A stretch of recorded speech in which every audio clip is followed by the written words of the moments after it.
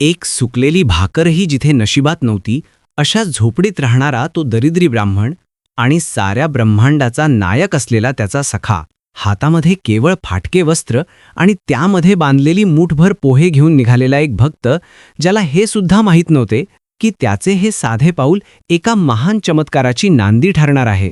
अक्षय तृतीयेच्या त्या पावन मुहूर्तावर गरिबीचे डोंगर कसे ढासळले आणि केवळ भावाच्या भुकेले असलेल्या देवाने आपल्या मित्राला काय दिले हे ऐकताना तुमच्या डोळ्यांतून आनंद अश्रू आल्याशिवाय राहणार नाहीत.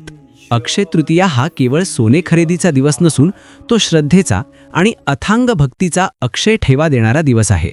ही भक्तीची आणि श्रद्धेची अद्भुत गाथा अनुभवण्यासाठी आपल्या देववाणी या चॅनलला नक्की लाईक आणि सबस्क्राईब करा, जेणेकरून अशाच दिव्य कथा तुमच्यापर्यंत पोहोचत राहतील आणि तुमच्या आयुष्यातही भक्तीचा अक्षय झरा वाहत राहील. खूप जुन्या काळातील ही गोष्ट आहे, जेव्हा पृथ्वीवर भक्ती आणि श्रद्धेचा सुगंध दरवळत होता आणि माणसाचे मन निर्मळ असायचे. एका अतिशय साध्या आणि छोट्या गावात सुदामा नावाचा एक ब्राह्मण राहत होता, ज्याचे आयुष्य अत्यंत गरिबीत व्यतीत होत होते. सुदामा दिसायला किरकोळ, शरीरयष्टीने कृश, पण मनातून मात्र तो एखाद्या राजापेक्षाही श्रीमंत होता, कारण त्याच्या मनात साक्षात श्रीकृष्णाचे नाव सतत घोळत असायचे.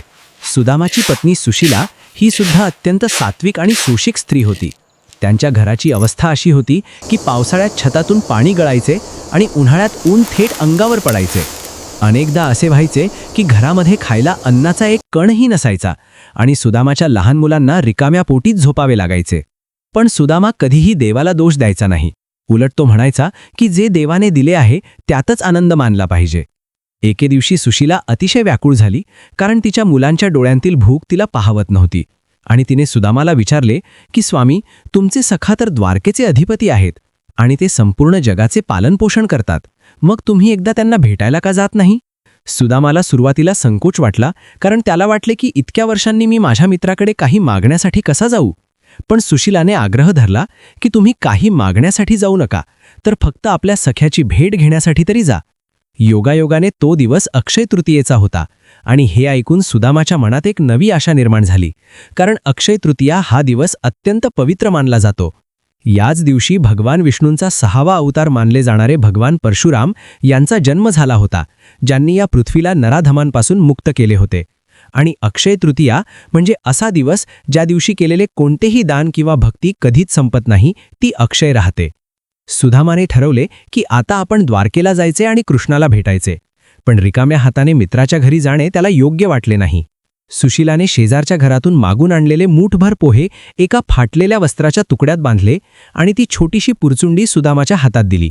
सुदामा अनवाणी पायाने अंगावर एकच फाटके धोतर नेसून आणि मनात केवळ कृष्णाचे नाव घेऊन निघाला. त्याच्या प्रवासात त्याला अनेक अडचणी आल्या, पण त्याचे मन मात्र द्वारकेत पोहोचले होते. त्याने रस्त्यात येणाऱ्या नद्या, दाट जंगले आणि पायी चालताना होणारा त्रास याची तमा बाळगली नाही, कारण त्याला त्या कृष्णाला पाहायचे होते, ज्याच्यासोबत त्याने गुरुकुलमध्ये शिक्षण घेतले होते. सुदामा चालत असताना विचार करत होता की कृष्ण आता किती मोठा झाला असेल, तो मला ओळखेल का, आणि मी त्याच्यासमोर असा फाटक्या कपड्यात गेलो तर त्याला काय वाटेल. पण भक्तीमध्ये संशय नसतो हे त्याला माहीत होते. तो जेव्हा द्वारकेच्या प्रवेशद्वारावर पोहोचला तेव्हा तिथल्या भव्य वाड्या आणि सोन्याची द्वारका पाहून त्याचे डोळे दिपून गेले. द्वारपाल त्याला पाहून अडवू लागले, कारण त्यांना वाटले की हा एखादा भिकारी आहे. पण जेव्हा सुदामाने शांतपणे सांगितले की मी श्रीकृष्णाचा मित्र सुदामा आहे, तेव्हा द्वारपालही आश्चर्यचकित झाले. निरोपात पोहोचला आणि काही क्षणातच साक्षात श्रीकृष्ण धावत प्रवेशद्वारावर आले. त्यांनी आपल्या मित्राला कडकडून मिठी मारली आणि त्यांचे डोळे आनंद अश्रूंनी भरून आले. सर्व द्वारकावासियांना आश्चर्य वाटले की विश्वाचा मालक या दरिद्री ब्राह्मणाला इतके महत्त्व का देत आहे. कृष्णाने सुदामाला आपल्या सिंहासनावर बसवले आणि आपल्या हातांनी त्याचे पाय धुतले. सुदामाच्या पायात रुतलेले काटे कृष्णाने स्वतःच्या हाताने काढले आणि सुदामाला वाटले की हे माझे स्वप्न तर नाही ना. कृष्णाने आपल्या राण्यांना बोलावले आणि सांगितले की हा माझा सर्वात प्रिय मित्र आहे. मात्र सुदामा आपल्या हातातील ती पोह्यांची छोटी पुरचुंडी लपवू लागला, कारण कृष्णाच्या त्या आलिशान महालात आणि वैभवशाली वातावरणात त्याला त्या मूठभर पोह्यांची लाज वाटू लागली होती. पण कृष्णाच्या नजरेतून काहीच सुटत नसते आणि त्याला माहीत होते की ही केवळ पोह्यांची पुरचुंडी नसून सुदामाच्या अथांग प्रेमाची भेट आहे, जी आजच्या अक्षय तृतीयेच्या दिवशी अधिकच मोलाची झाली आहे. कृष्णाने मस्करी करत विचारले की सुदामा, वहिनींनी माझ्यासाठी काय पाठवले आहे, कारण मला खूप भूक लागली आहे. आणि सुदामा अधिकच संकोचला, पण शेवटी कृष्णाने स्वतःच ती पुरचुंडी खेचून घेतली आणि जेव्हा त्याने ती उघडली तेव्हा त्यामध्ये साधे सुकलेले पोहे होते, जे सुदामाच्या गरिबीचे प्रतीक होते. पण कृष्णासाठी ते अमृतापेक्षाही गोड होते. कृष्णाने एक मूठभर पोहे खाल्ले आणि त्याला इतका आनंद झाला की जणू त्याने सुदामाला पूर्ण लोकच देऊन टाकला. जेव्हा त्याने दुसरी मूठ भरली तेव्हा रुक्मिणीने त्याचा हात धरला, कारण तिला माहीत होते की आता कृष्णाने पूर्ण ब्रह्मांडच सुदामाच्या नावावर करायला सुरुवात केली आहे. सुदामाला मात्र काहीच समजत नव्हते की काय घडत आहे. त्याला फक्त हेच वाटत होते की माझा सखा मला भेटला, हेच माझ्यासाठी सर्वात मोठे भाग्य आहे, आणि त्याला या जगातील कोणत्याही संपत्तीची हाव नव्हती. रात्रभर दोघे मित्र जुन्या आठवणी काढत राहिले आणि सुदामाला त्या महालात जे सुख मिळाले ते जगावेगळे होते. सकाळी जेव्हा सुदामा निघाला तेव्हा त्याने कृष्णाकडे काहीही मागितले नाही आणि श्रीकृष्णसुद्धा त्याला काही न बोलता निरोप देऊ लागला. सुदामा परत आपल्या गावाकडे निघाला तेव्हा त्याच्या मनात थोडे दुःख होते की मी माझ्या मुलांसाठी काहीही नेऊ शकलो नाही. पण दुसऱ्याच क्षणी त्याने विचार केला की देवाने मला जी भेट दिली, जे प्रेम दिले, ते कोणत्याही अन्नापेक्षा श्रेष्ठ आहे. जेव्हा तो आपल्या गावाच्या जवळ पोहोचला तेव्हा त्याला आपले गाव ओळखीचे वाटेना, कारण जिथे गवताच्या झोपड्या होत्या तिथे आता सोन्याचे महाल उभे होते. त्याला वाटले की मी वाट चुकलो की काय, आणि मग त्याला आठवले की हा अक्षय तृतीयेचा चमत्कार आहे. त्याच्या झोपडीच्या जागी आता एक भव्य वाडा उभा होता आणि त्याची मुले भरजरी वस्त्रे नेसून खेळत होती. सुशीला देखील दागिन्यांनी मढलेली बाहेर आली आणि तिने सुदामाचे स्वागत केले. सुदामाच्या लक्षात आले की कृष्णाने सुदामाच्या नकळत त्याची सर्व गरिबी दूर केली आहे आणि त्याला अक्षय श्रीमंती दिली आहे, जी कधीही संपणार नाही. या कथेतून आपल्याला हे शिकायला मिळते की देव तुमच्या वस्तू पाहत नाही, तर तुमच्या मनातील भाव आणि तुमची श्रद्धा पाहतो. आणि अक्षय तृतीयेच्या दिवशी जो मनापासून भक्ती करतो त्याला देव कधीही कमी पडू देत नाही. जसा त्याने परशुराम रूपाने पृथ्वीला न्याय दिला, तसाच तो आपल्या भक्तांना देखील संकटातून मुक्त करतो. सुदामा आपल्या त्या सोन्याच्या महालासमोर उभा राहिला आणि त्याचे हात आपोआप जोडले गेले, कारण त्याला अजूनही विश्वास बसत नव्हता की कालपर्यंत जिथे गवताची काडीही नशिबात नव्हती, तिथे आज प्रत्यक्ष वैकुंठाचे वैभव अवतरले आहे. सुशीला जेव्हा बाहेर आली तेव्हा तिचे रूप एखाद्या देवतेसारखे तेजस्वी दिसत होते, आणि तिने सुदामाच्या चरणांना स्पर्श केला तेव्हा तिच्या डोळ्यांतून वाहणारे अश्रू हे समाधानाचे आणि कृतज्ञतेचे होते, कारण तिने आपल्या पतीची भक्ती आणि श्रीकृष्णाची माया दोन्ही जवळून अनुभवली होती. सुदामा मात्र त्या संपत्तीकडे पाहून मोहात पडला नाही, तर त्याच्या मनात विचार आला की माझ्या कृष्णाने मला हे वैभव दिले असले तरी माझे मन त्याच्या चरणांपासून दूर जाऊ नये, कारण खरी श्रीमंती तर त्याच्या नामात आहे. गावातील लोक जे कालपर्यंत सुदामाच्या गरिबीची टर उडवत होते ते आज आदराने त्याच्यासमोर नतमस्तक झाले होते, आणि सगळीकडे एकच चर्चा होती की भक्तीचे फळ कसे अक्षय असते. अक्षय तृतीयेच्या त्या मंगलसमयी सुदामाच्या घरात जो आनंद पसरला होता तो केवळ भौतिक नव्हता, तर तो आध्यात्मिक सुखाचा झरा होता ज्याला कधीही अंत नव्हता. सुदामाने सुशीलेला विचारले की हे सर्व कसे घडले. तेव्हा ती म्हणाली की तुम्ही निघून गेल्यावर अचानक आकाश उजळून निघाले आणि एक दिव्य प्रकाश आपल्या झोपडीवर पडला, आणि पाहता पाहता झोपडीचे रूपांतर या महालात झाले. पण महत्त्वाचे हे आहे की आपल्या मनातली भीती आणि दुःख कायमचे संपले आहे. सुदामाला आठवले की याच दिवशी भगवान परशुराम यांचा अवतार झाला होता, ज्यांनी अन्यायाचा नाश करून धर्माची स्थापना केली होती. आणि आज कृष्णाने सुदामाच्या आयुष्यातील दारिद्र्यरूपी अन्यायाचा नाश करून तिथे सुखाची अक्षय स्थापना केली आहे. परशुराम हे चिरंजीवी मानले जातात, आणि तसेच कृष्णाने दिलेले हे प्रेम आणि वैभवसुद्धा चिरंजीवी आहे हे सुदामाला उमजले होते. त्याने महालात प्रवेश केला, पण त्याचे मन अजूनही त्या द्वारकेच्या वाळूत आणि कृष्णाच्या त्या प्रेमळ मिठीत अडकले होते, कारण त्याला कळाले होते की देवाला सोन्याचे महाल नको असतात, तर त्याला केवळ मुठभर पोह्यान दडलेला भाव हवा असतो. सुदामा विचार करू लागला की मी तर काहीच मागितले नव्हते, आणि मी तर उलट घाबरलो होतो की माझे पोहे पाहून कृष्ण काय म्हणेल. पण जो सर्वांचा अंतरात्मा आहे त्याला शब्दांची गरज नसते. त्याने सुशीलेला सांगितले की हे सर्व वैभव आपले नाही, तर हे देवाचे आहे, आणि आपल्याला केवळ याचा वापर इतरांच्या सेवेसाठी करायचा आहे. कारण अक्षय तृतीयेचा अर्थच हा आहे की जे आपण दुसऱ्याला देतो ते आपल्याला अक्षय रूपाने परत मिळते. त्या दिवशी सुदामाच्या घरी अखंड अन्नदान सुरू झाले, आणि गावातील कोणताही माणूस भुकेला राहिला नाही, कारण सुदामाला माहीत होते की गरिबीचे दुःख काय असते आणि भुकेल्या पोटाची वेदना काय असते. अक्षय तृतीयेचा तो दिवस सुदामासाठी एक नवीन जन्मच होता, कारण त्या दिवशी त्याला समजले की भक्तीमध्ये शक्ती असते आणि श्रद्धेमध्ये चमत्कार दडलेला असतो. सुदामाच्या मुलांनी जेव्हा नवीन कपडे घालून आपल्या वडिलांना मिठी मारली तेव्हा सुदामाचे डोळे पाणावले, आणि त्याला वाटले की माझ्या कृष्णाने माझ्या मुलांचे भविष्य उज्ज्वल केले आहे. तो दिवस मावळला तरी सुदामाच्या मनातील भक्तीचा सूर्य मात्र कधीच मावळणार नव्हता, कारण त्याला आता कळाले होते की जो कृष्णाचा होतो, कृष्ण त्याचा सर्व भार वाहतो. संपूर्ण गाव आता सुदामाच्या भक्तीच्या कथा सांगू लागले होते आणि गावातील मंदिरसुद्धा नव्याने नटले होते. कारण जेव्हा भक्ताचे कल्याण होते तेव्हा त्या परिसरातील वातावरणातही एक वेगळीच पवित्रता निर्माण होते. सुदामा रोज सकाळी उठून कृष्णाच्या मूर्तीसमोर बसायचा आणि केवळ एकच प्रार्थना करायचा की देवा, मला हे वैभव दिले आहेस त्याबद्दल धन्यवाद, पण मला तुझ्या नामाचा कधीही विसर पडू देऊ नकोस. कारण हे सोने आज आहे आणि उद्या नसेल, पण तुझे नाव मात्र माझ्यासोबत अक्षय राहील. अक्षय तृतीया हा दिवस दानाचा दिवस आहे असे का म्हणतात, याचे जिवंत उदाहरण म्हणजे सुदामा होता. कारण त्याने आपल्या गरिबीतही काहीतरी देण्याची इच्छा ठेवली होती आणि देवाने त्याला सर्व काही दिले. या घटनेमुळे आजूबाजूच्या प्रदेशात एक नवीन चैतन्य निर्माण झाले होते आणि लोक आता केवळ स्वतःसाठी जगण्यापेक्षा दुसऱ्याला मदत करण्यावर भर देऊ लागले होते. सुदामाच्या जीवनातील हा बदल पाहून प्रत्येकाला वाटले की जर सुदामासारखा साधा माणूस देवाचा प्रिय होऊ शकतो, तर आपणही आपली भक्ती निर्मळ ठेवली तर देव आपल्याला नक्कीच पावेल. अक्षय तृतीयेच्या त्या मुहूर्तावर सुदामाने एक संकल्प केला की तो आपल्या आयुष्यातील प्रत्येक क्षण आता लोकांच्या कल्याणासाठी आणि भगवंताच्या गुणगानासाठी खर्च करेल. त्याच्या चेहऱ्यावरची ती शांती आणि डोळ्यातील तो सात्विक भाव पाहून सुशीलासुद्धा धन्य झाली होती. कारण तिला जो पती हवा होता तो आज खऱ्या अर्थाने सुखी झाला होता. सुदामाची ही कथा म्हणजे केवळ एका गरिबाची श्रीमंत होण्याची गोष्ट नाही, तर ती एका भक्ताच्या समर्पणाची आणि एका देवाच्या कृतज्ञतेची गाथा आहे, जी शतकानुशतके ऐकली जात आहे.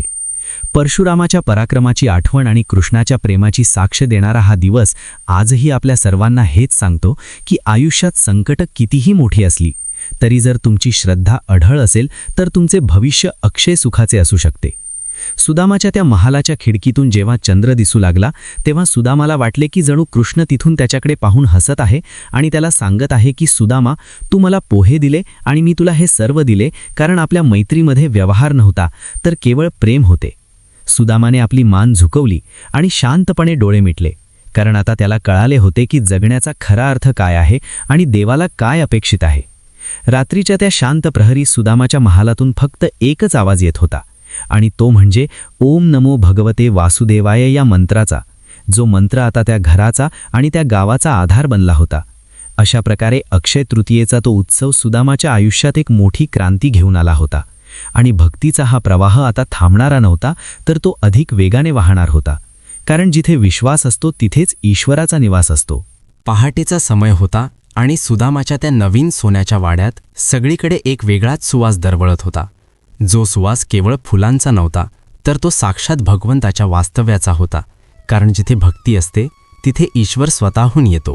सुदामा जेव्हा गाढ झोपेतून उठला तेव्हा क्षणभर त्याला वाटले की तो अजूनही द्वारकेच्या त्या मखमली बिछाण्यावरच आहे.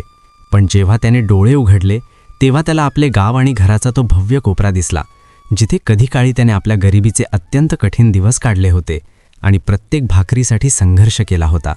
सुशीला देखील मोठ्या भक्तिभावाने कृष्णाच्या प्रतिमेसमोर दिवा लावत होती आणि त्या शुभ्र दिव्याच्या प्रकाशात तिचे रूप एखाद्या देवतेसारखे अधिकच सात्विक आणि शांत वाटत होते. कारण तिच्या आयुष्यातील सर्व दुःखाचे ढग आता कायमचे पांगले होते. सुदामा बाहेर येऊन आपल्या त्या सोन्याच्या विशाल अंगणात उभा राहिला. तेव्हा त्याला आठवले की कालपर्यंत हेच अंगण उन्हाने प्रचंड तापलेले असायचे आणि अनवाणी पायांना सतत चटके बसायचे. पण आज तिथे दैवी गारवा होता आणि मनामध्ये एक प्रकारची विलक्षण तृप्ती होती, जी केवळ भगवंताच्या भेटीनंतरच मिळते. सुदामा विचार करू लागला की माझ्या त्या सावल्या सख्याने मला हे सर्व वैभव दिले खरे, पण हे टिकवण्यासाठी मला माझ्या मनातली भक्ती अधिकच दृढ करावी लागेल. कारण संपत्ती ही अनेकदा माणसाला देवापासून दूर नेणारी आणि मोहात पाडणारी ठरू शकते. पण जर ती संपत्ती भगवंताचा प्रसाद म्हणून स्वीकारली तर तीच संपत्ती भक्तीचा मार्ग अधिक सुकर करते. गावातील काही जुनी आणि वृद्ध माणसे सुदामाकडे धावत आली आणि त्यांनी मोठ्या आश्चर्याने विचारले की सुदामा, तू तर रिकामा हाताने आपल्या मित्राला भेटायला गेला होतास, मग तुझ्याकडे हे इतके मोठे ऐश्वर्य आले कुठून आणि ही किमिया कोणी केली? तेव्हा सुदामाने अत्यंत नम्रपणे आपले हात जोडले आणि उत्तर दिले की मी काहीच घेऊन गेलो नव्हतो आणि मी तर काहीच मागितले देखील नव्हते. कारण मी तर फक्त माझा तो जुना मित्र आठवला म्हणून त्याला केवळ भेटण्यासाठी व्याकुळ होऊन गेलो होतो. पण त्या द्वारकेच्या नाथाने माझा त्या साध्या मुठभर पोह्यांची किंमत इतकी मोठी लावली की आज माझे 7 पिढ्यांचे दारिद्र्य एका क्षणात संपून गेले आहे. ही भारावून टाकणारी कथा ऐकून गावातील सर्व लोक चकित झाले. कारण त्यांना कळाले की ज्या दिवशी सुदामा द्वारकेत पोहोचला तो दिवस साधासुद्धा नव्हता, तर तो अक्षय तृतीयेचा परमपवित्र दिवस होता, ज्या दिवशी दान केलेल्या प्रत्येक लहानशा गोष्टीचे फळ हे अनंतपटीने आणि अक्षय रूपाने भक्ताला मिळते. सुदामाने त्या लोकांना परशुरामांची कथासुद्धा सांगायला सुरुवात केली की कसे भगवान विष्णूंनी परशुराम अवतार घेऊन या पृथ्वीवर अन्यायाचा नाश केला होता आणि धर्माची पुनर्स्थापना केली होती. आणि आज त्याच अक्षय तृतीयेच्या मुहूर्तावर कृष्णाने सुदामाच्या आयुष्यात सुद्धा भक्तीचा आणि समाधानाचा धर्म प्रस्थापित केला आहे.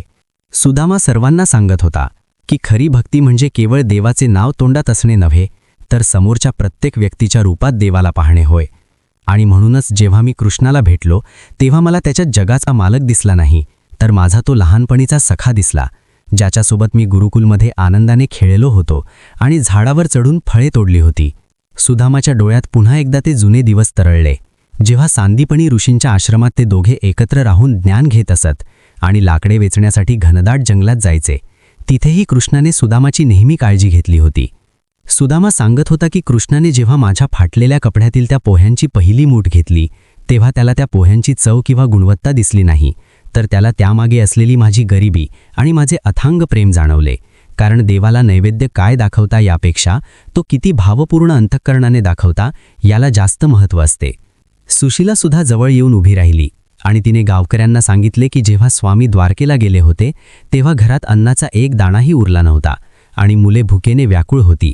पण माझ्या मनात एक अढळ विश्वास होता की माझा कृष्ण माझ्या स्वामींना कधीही रिकाम्या हाताने परत पाठवणार नाही, कारण तो संपूर्ण जगाचा प्रतिपालक आहे.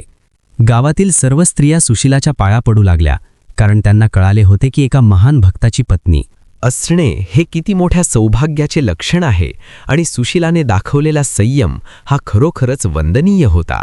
सुदामा मात्र हे सर्व कौतुक पाहून आतून थोडा अस्वस्थ होत होता, कारण त्याला प्रसिद्धीची किंवा जगातील कोणत्याही मोठेपणाची हाव कधीच नव्हती. त्याला फक्त कृष्णाच्या गोड नामातच रस होता. त्याने मनाशी पक्के ठरवले की या सोन्याच्या महालात मी राहिलो तरी माझी राहणी आणि माझा स्वभाव मात्र पूर्वीसारखाच साधा साधा राहील, कारण हे शरीर आणि हे वैभव शेवटी या मातीतच मिसळणार आहे. फक्त भगवंताचे नाव आणि आपण इतरांसाठी केलेले पुण्यच आपल्यासोबत कायमचे येणार आहे. अक्षय तृतीयेच्या त्या मंगलमय दिवसाने सुदामाला हेच शिकवले होते की स्वतःसाठी संचय करण्यापेक्षा दुसऱ्यासाठी त्याग करणे हे जीवनात जास्त महत्त्वाचे असते. आणि म्हणूनच सुदामाने आपल्या नवीन मिळालेल्या अफाट संपत्तीचा विनियोग गोरगरिबांच्या सेवेसाठी करण्याचे जाहीर केले. त्याने गावातील लहान मुलांसाठी एक मोठे आणि प्रशस्त गुरुकुल बांधण्याची घोषणा केली, जिथे सर्वांना मोफत शिक्षण मिळेल आणि कुणीही बालक कधीही भुकेले राहणार नाही, कारण त्याला स्वतःला शिक्षणाची ओढ आणि अन्नाची प्रचंड किंमत चांगलीच माहीत होती. सुदामाच्या आयुष्यातील हा अद्भुत बदल पाहून जणू काही आकाशातून देवसुद्धा फुलांचा वर्षाव करत असतील असेच वातावरण निर्माण झाले होते, कारण एका खऱ्या आणि निष्पाप भक्ताचा खऱ्या अर्थाने विजय झाला होता. सुदामा सांगत होता की जेव्हा आपण देवाला श्रद्धेने काही देतो तेव्हा तो ते स्वतःकडे ठेवून घेत नाही, तर ते हजारो पटीने वाढवून आपल्याला परत करतो. फक्त आपल्याकडे देण्याची तशी शुद्ध दानत आणि मोठ्या मनाची गरज असते. सुदामाच्या मनात आता एकच इच्छा उरली होती की पुन्हा एकदा त्या दिव्य द्वारकेला जाऊन कृष्णाच्या चरणांवर आपले मस्तक ठेवावे. पण त्याला आता हेही उमजले होते की कृष्ण आता त्याच्या हृदयाच्या प्रत्येक ठोक्यात वसलेला आहे. त्याने त्या चमकदार सोन्याच्या भिंतींकडे पाहिले आणि त्याला त्या निर्जीव भिंतींमध्ये सुद्धा कृष्णाचाच हसरा चेहरा स्पष्टपणे दिसत होता. सुदामाच्या मुलांना आता कोणत्याही भौतिक गोष्टीची कमतरता उरली नव्हती, पण सुदामाने त्यांनाही हेच संस्कार दिले की ही संपत्ती आपली स्वतःची नसून ती कृष्णाने आपल्याला सांभाळायला दिलेली एक अमानत आहे आणि तिचे रक्षण करणे व तिचा उपयोग परोपकारासाठी करणे हीच आपली खरी जबाबदारी आहे. सुदामा जेव्हा दररोज सायंकाळी मंदिरात जाऊन शांतपणे बसू लागला तेव्हा गावकऱ्यांनी त्याला प्रत्यक्ष देवाची मूर्ती समजावे इतकी त्याच्या चेहऱ्यावर एक दैवी शांती आणि समाधान झळकू लागले होते. अक्षय तृतीया ही तिथी खरंच किती विलक्षण आणि सामर्थ्यवान आहे याचा प्रत्यय संपूर्ण गावाला येत होता, कारण त्या एका दिवसाच्या भक्तीने एका साध्या भक्ताचे आयुष्य संपूर्णपणे पालटून टाकले होते. सुदामाच्या त्या जुन्या झोपडीच्या जागी आता जे काही उभे होते ते केवळ विटांचे आणि दगडांचे निर्जीव घर नव्हते, तर ते मानवी श्रद्धेचे एक जिवंत आणि अमर प्रतीक होते, जे येणाऱ्या अनेक पिढ्यांना भक्तीची खरी ताकद सांगणार होते. सुदामा रोज आपल्या हातातील ती पोह्यांची जुनी पुरचुंडी आठवायचा आणि त्याला स्वतःच्या भोळेपणाचे हसू यायचे की मी किती मूर्ख होतो जो त्या संपूर्ण सृष्टीच्या मालकाला साधे पोहे अर्पण करायला इतका घाबरत होतो. पण देवाला त्या गरीबाच्या पोह्यांमध्ये जे समाधान आणि आनंद मिळाला तो कदाचित स्वर्गातील कोणत्याही अमृतामध्ये किंवा पक्वान्नामध्ये मिळाला नसावे.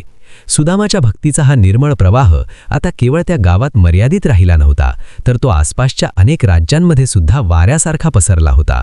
आणि दूरवरून लोक सुदामाचे दर्शन घेण्यासाठी आणि त्याच्या रसाळ वाणीतून कथेचे श्रवण करण्यासाठी येऊ लागले होते.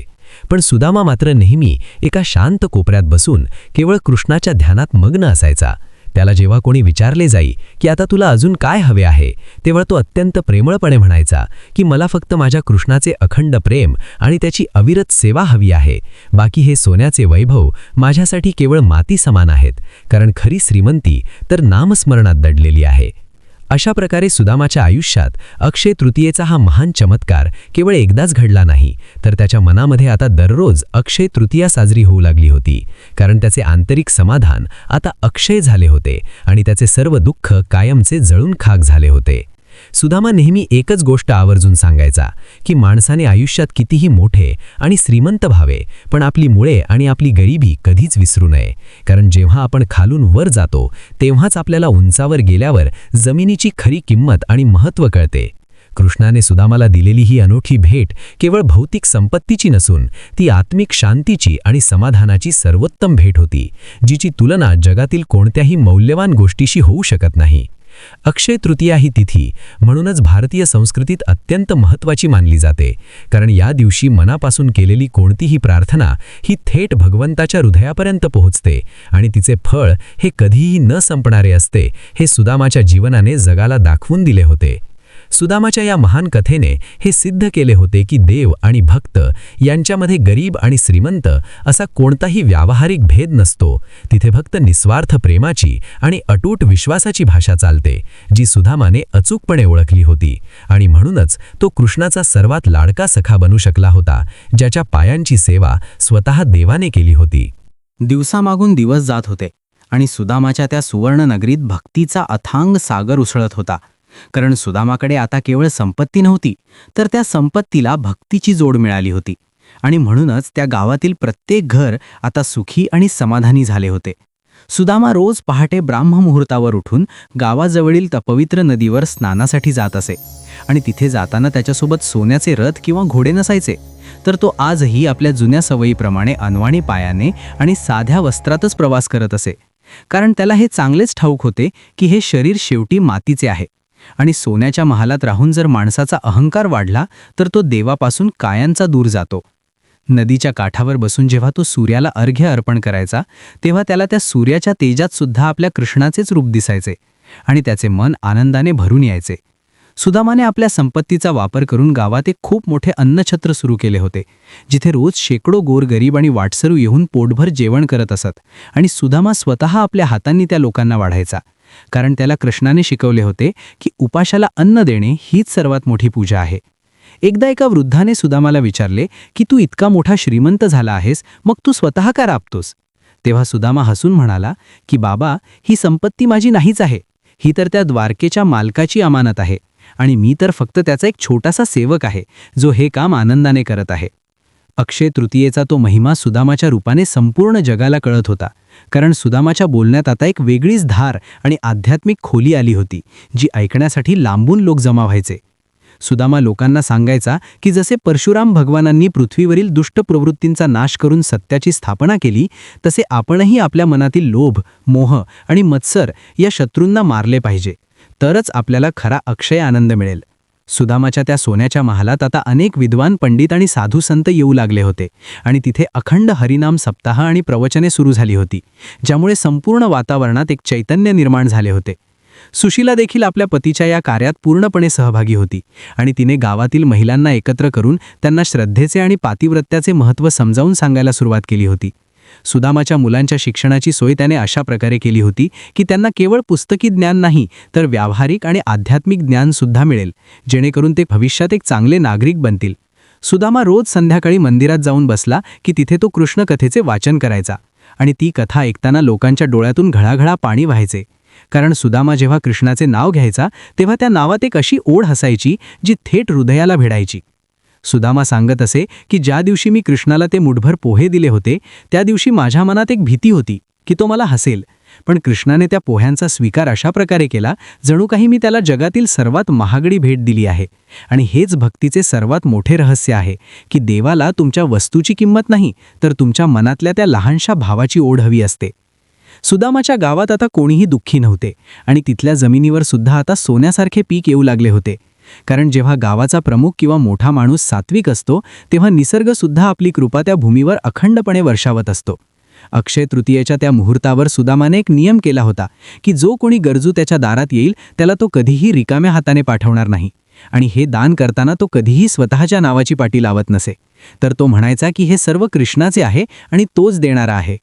सुदामाला कधीकधी असा भास व्हायचा की त्याचा कृष्ण त्याच्या पाठीशी उभा राहून त्याला मार्गदर्शन करत आहे. आणि जेव्हा जेव्हा सुदामाच्या मनात एखादा संशय यायचा तेव्हा त्याला कृष्णाच्या त्या मुरलीचा आवाज कुठून तरी ऐकू यायचा, ज्यामुळे त्याचे मन पुन्हा शांत व्हायचे. सुदामाच्या या जीवन प्रवासात अनेक संकटे आली होती, पण त्याने कधीही आपली श्रद्धा ढळू दिली नाही आणि म्हणूनच आज तो या शिखरावर पोहोचला होता जिथे त्याला प्रत्यक्ष ईश्वराचा साक्षात्कार झाला होता.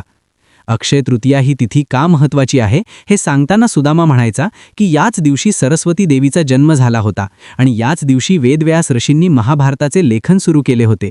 म्हणून हा दिवस ज्ञानाचा आणि भक्तीचा संगम आहे.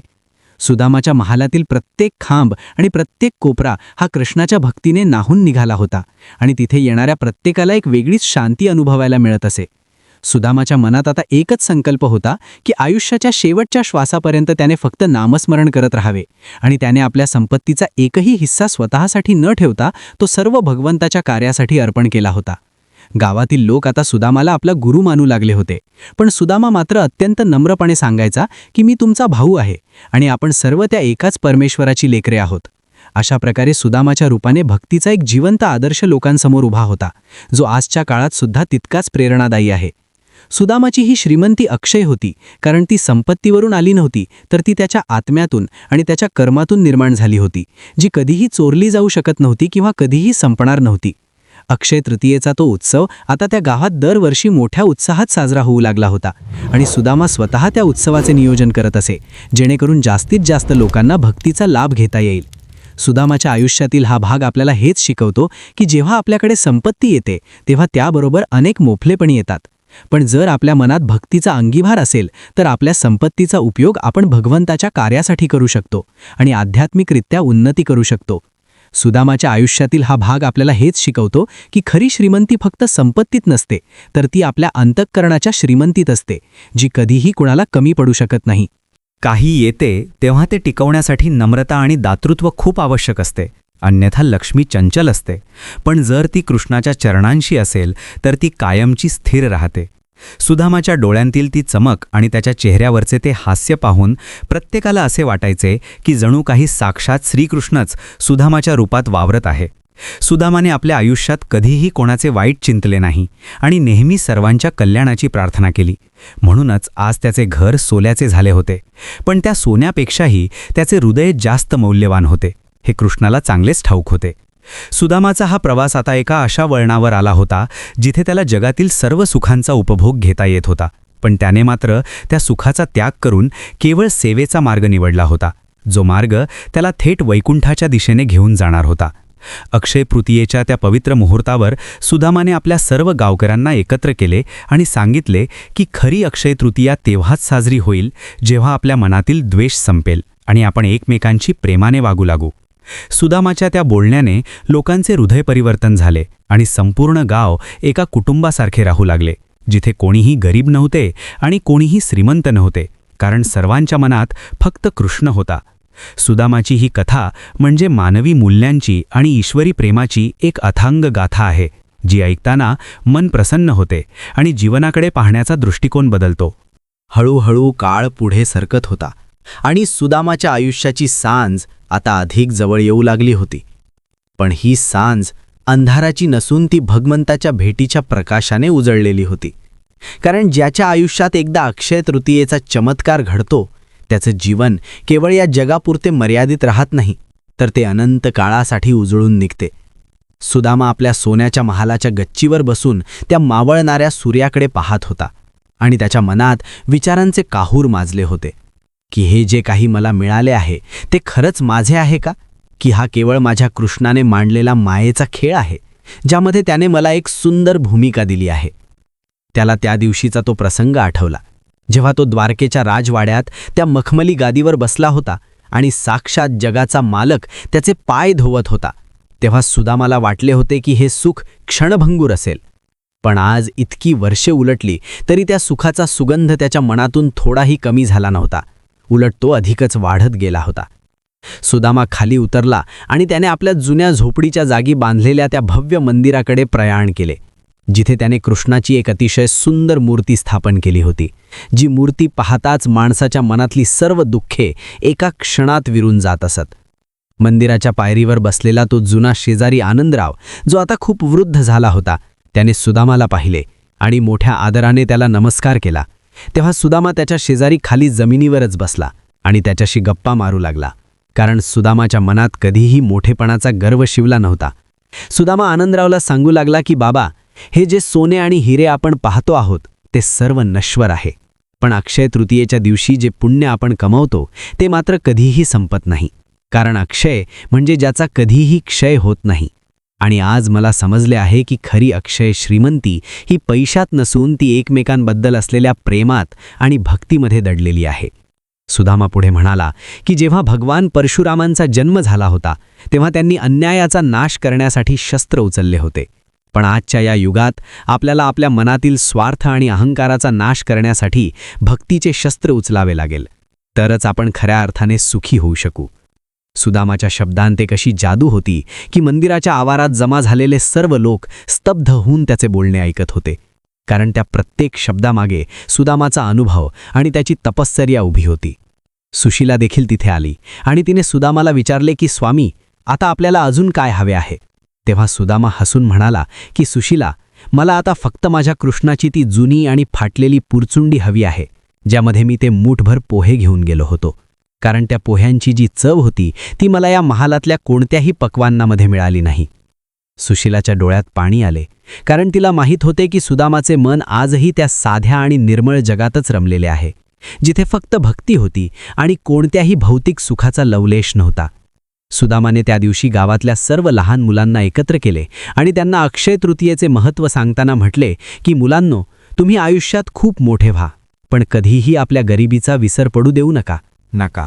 आणि जो तुमच्याकडे मदतीसाठी येईल त्याला कधीही रिकाम्या हाताने धाडू नका, कारण देव कोणत्याही रूपात तुमच्या दारात येऊ शकतो, जसा मी कृष्णाच्या दारात गेलो होतो. सुदामाच्या या उपदेशाने संपूर्ण गावात एक नवी जाणीव निर्माण झाली होती आणि लोक आता केवळ संपत्ती मिळवण्यासाठी धावत नव्हते, तर ते समाधान मिळवण्यासाठी एकमेकांना मदत करू लागले होते. सुदामाच्या आयुष्यातील शेवटचे दिवस हे खऱ्या अर्थाने भक्तीचे उत्सव होते, कारण त्याने आपल्या जीवनाचे सार्थक केले होते आणि त्याने हे जगाला दाखवून दिले होते की एक साधा माणूससुद्धा आपल्या अढळ श्रद्धेच्या जोरावर साक्षात भगवंताला प्रसन्न करू शकतो.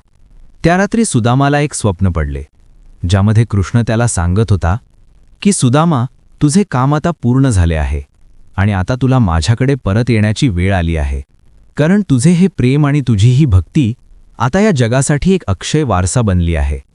सुदामा जागा झाला तेव्हा त्याच्या चेहऱ्यावर एक विलक्षण तेज होते आणि त्याला कळाले होते की त्याचा प्रवास आता संपत आला आहे.